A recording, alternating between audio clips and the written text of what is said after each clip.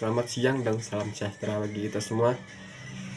Perkenalkan, nama saya Yani Alfandiani, NIM 2022210144. Di sini saya akan menyampaikan beberapa materi, yaitu budaya politik, budaya demokrasi, dan social society. Yang pertama, budaya politik. Kehidupan manusia di dalam masyarakat memiliki peran penting dalam sistem politik negara. Manusia dalam kedudukannya sebagai makhluk sosial senantiasa akan berinteraksi dengan manusia lain dalam upaya mewujudkan kebutuhan hidupnya. Kebutuhan hidup manusia tidak cukup yang bersifat dasar seperti makan, minum, biologis, pakaian, dan papan. Kehidupan politik yang merupakan bagian dari keseharian dalam interaksi warga negara dengan pemerintah dan institusi-institusi di luar pemerintah telah menghasilkan dan membentuk varian pendapat, pandangan, dan pengetahuan tentang praktik-praktik perilaku dalam semua sistem politik. Budaya politik merupakan bagian dari kebudayaan masyarakat dengan ciri-ciri yang lebih khas. Istilah budaya politik meliputi masalah legitimasi, pengaturan kekuasaan, proses pembuatan kebijakan pemerintah, kegiatan partai-partai politik, perilaku aparat negara, serta gejolak masyarakat terhadap kekuasaan yang memerintah. Pengertian budaya politik. Budaya politik merupakan sistem nilai dan keyakinan yang dimiliki bersama oleh masyarakat. Namun, setiap unsur masyarakat berbeda pula budaya politiknya, seperti antara masyarakat umum dengan para elitnya. Budaya politik selalu mengedepankan pada 3 hal. Pertama, budaya politik mengedepankan aspek-aspek tindakan, menekankan pada perilaku non-aktual seperti orientasi, sikap, nilai-nilai, dan lain-lain. Budaya politik lebih banyak menekankan pada dimensi psikologis dari sebuah sistem politik. Kedua, orientasi budaya politik adalah sistem politik. Artinya, setiap berbicara budaya politik tidak lepas dari sistem politik. Cakupan orientasi dan fungsi dalam sistem politik, misal orientasi politik terhadap lembaga legislatif, eksekutif, dan sebagainya. Ketiga, budaya politik merupakan deskripsi konseptual yang menggambarkan komponen budaya politik dalam tataran masif atau mendeskripsikan masyarakat di suatu negara atau wilayah, bukan per individu. 2. Komponen budaya politik. Sebagai suatu lingkungan psikologis, maka komponen-komponen berisikan unsur-unsur psikis dalam diri masyarakat yang terkategori menjadi beberapa unsur. Pertama, orientasi kognitif. Kedua, orientasi afektif. Ketiga, orientasi evaluatif. 3. Tipe-tipe budaya politik. A. Berdasarkan sikap yang ditunjukkan. B. Berdasarkan orientasi politiknya. Yang kedua, budaya demokrasi. Konsep dasar demokrasi. Secara etimologi, demokrasi berasal dari kata Yunani, yaitu demos yang berarti rakyat dan kratos yang berarti kekuasaan atau yang berkuasa. Demokrasi dapat diartikan sebagai rakyat yang berkuasa, yaitu keadaan negara di mana dalam sistem pemerintahannya kedaulatan berada di tangan rakyat, keputusan tertinggi berada dalam keputusan pertama rakyat, rakyat berkuasa, pemerintahan rakyat, dan kekuasaan oleh rakyat. 2. Karakteristik masyarakat prakondisi demokrasi.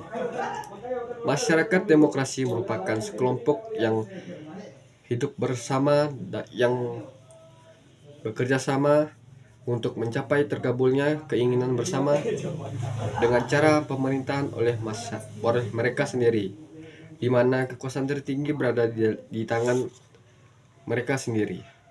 dan dijalankan langsung oleh mereka atau oleh wakil-wakil yang mereka pilih. Dalam demokrasi, kekuasaan negara melalui jajaran birokrasinya berasal dari rakyat. Agar kondisi ini tidak menjadi bumerang yang menyiderai dan menyengsarakan rakyat, diperlukan kekuatan penyeimbang terhadap hegemoni negara. 3. Pilar-pilar dan prinsip demokrasi. Setiap bangsa dan negara memiliki ciri khas dalam menyelenggarakan demokrasi konstitusional. Dalam kaitan ini, Ahmad Sanusi mengidentifikasi 10 pilar demokrasi konstitusional Indonesia yang dikenal pula dengan The 10 Pillar of Indonesia Constitutional Democracy. Di samping itu, demokrasi juga mengandung prinsip atau sebagai soko guru demokrasi.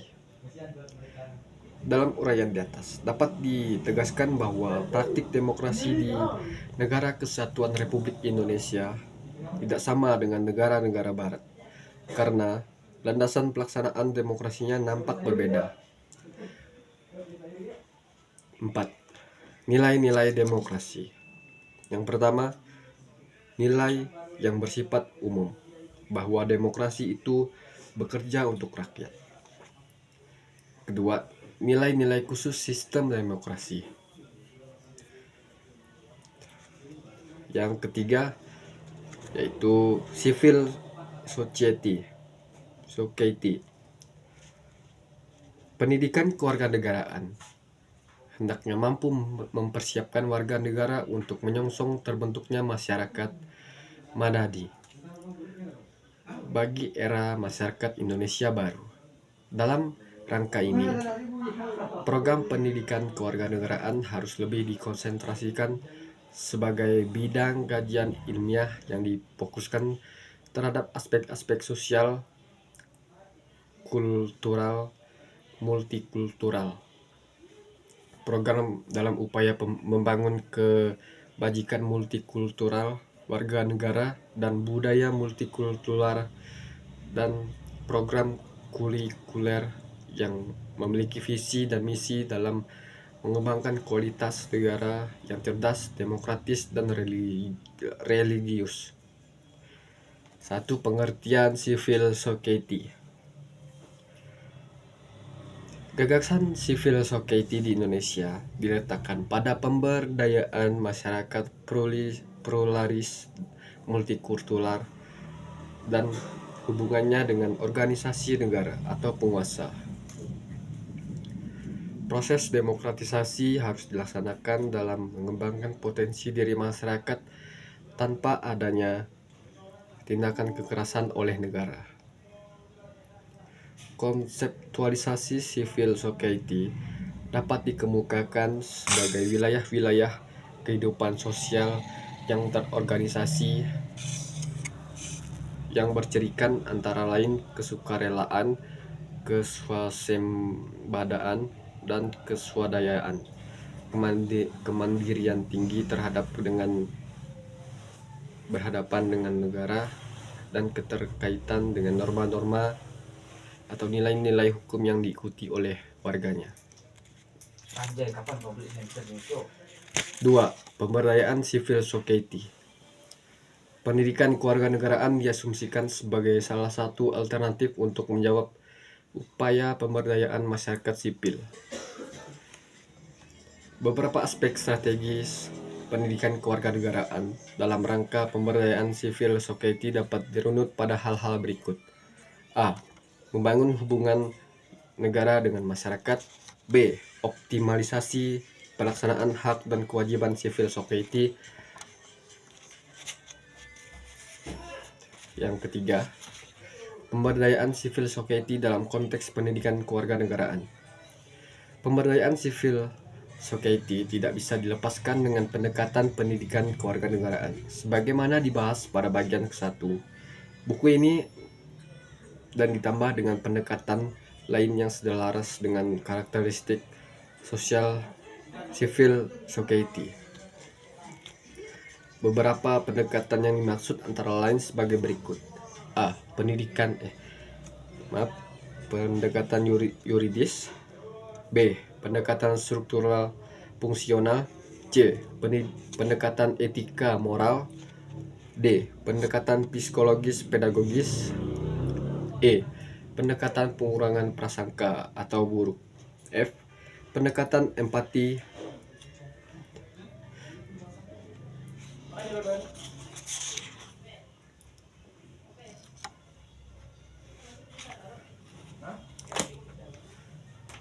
Sekian penyampaian materi oleh saya. Jika ada salah kata, saya mohon maaf. Terima kasih.